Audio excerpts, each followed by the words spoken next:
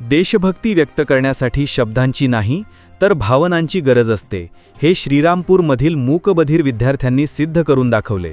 स्वातंत्र्य दिनानिमित्त हर घर तिरंगा मोहिमेची जनजागृती करण्यासाठी या विद्यार्थ्यांनी शहरातील मुख्य रस्त्यांवर रॅली काढली।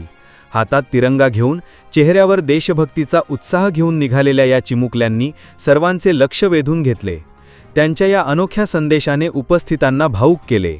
या रॅलीच्या माध्यमातून त्यांनी हर घर तिरंगा मोहिमेला एक वेगळी आणि हृदयस्पर्शी किनार दिली आहे।